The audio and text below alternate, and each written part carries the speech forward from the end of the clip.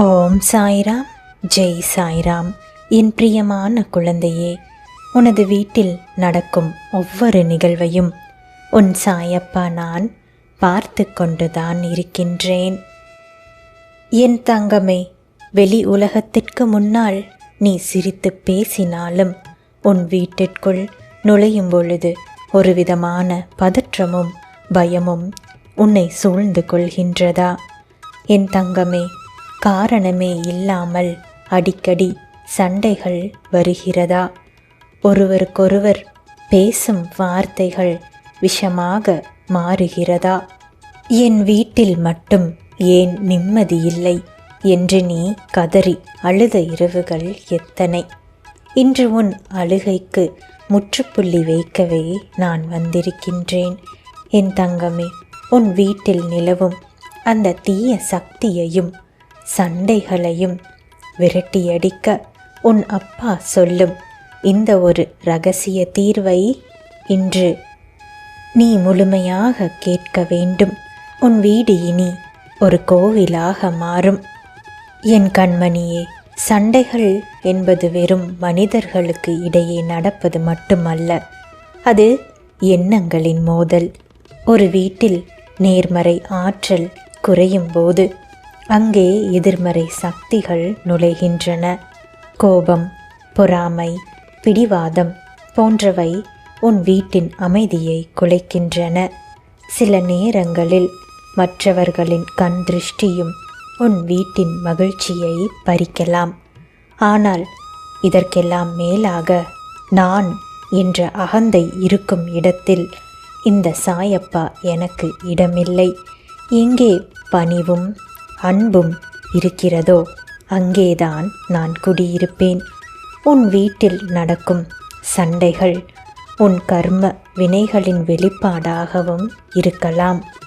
என் செல்ல பிள்ளையே, இந்த துன்பங்கள் அனைத்திலிருந்தும் நீ எவ்வாறு வெளியே வர வேண்டும் என்பதை நான் உனக்கு காட்டப் போகின்றேன்.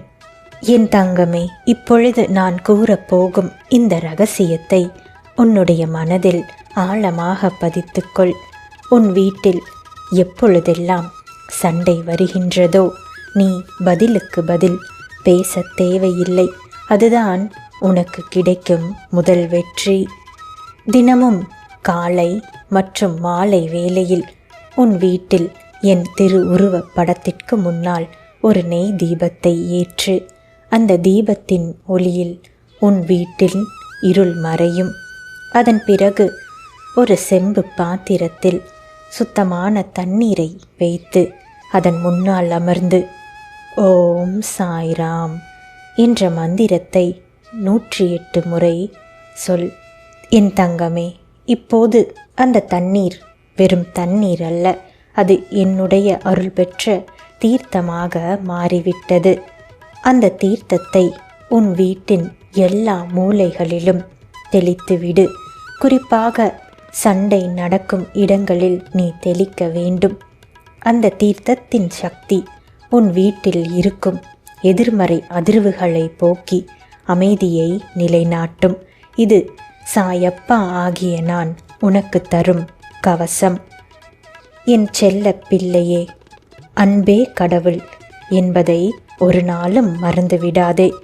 உன்னுடைய துணையாக இருந்தாலும் சரி, உன்னுடைய பிள்ளைகளாக இருந்தாலும் சரி, அவர்களிடத்தில் நீ என்னை காண வேண்டும்.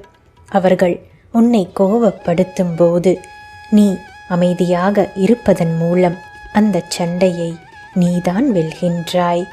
பொறுமை கொள். இன்று உன் வீட்டில் இருக்கும் கஷ்டங்கள் நிரந்தரமானவை அல்ல. நீ என் மீது வைத்திருக்கும் நம்பிக்கை உண்மையானால் உன் வீட்டின் தலைவாசல் வரை வந்த சண்டைகள் கூட வாசலோடு திரும்பிச் செல்லும். உன் குடும்ப உறுப்பினர்களின் மனதை மாற்றி நல்ல சிந்தனைகளை ஏற்படுத்துவது என்னுடைய பொறுப்பு. அதை நீ என்னிடம் விட்டுவிடு. நீ செய்ய வேண்டியது ஒன்றே ஒன்றுதான், பிரார்த்தனை, பிரார்த்தனை மட்டுமே. என் கண்மணியே, இன்று முதல் உன் வீட்டில் அமைதி பிறக்கும். இந்த பதிவை நீ பார்த்து கொண்டிருக்கின்றாய் என்றால் நான் கூறிய அனைத்தும் உன் வாழ்க்கையில் நிச்சயம் நடந்தே தீரும் என்பதற்கான அறிகுறியே அது. நம்பிக்கையோடு நான் கூறிய இந்த பரிகாரத்தை செய். உன் வீட்டின் கதவை தட்டும் மகிழ்ச்சிக்காக நான் காத்திருக்கின்றேன்.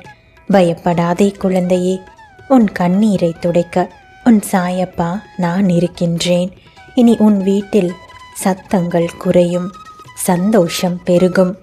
என் தங்கமே, இந்த செய்தி உனக்கு நிம்மதியை தந்திருந்தால் பாபா என் வீட்டில் இருக்கின்றார் என்று பதிவிடு.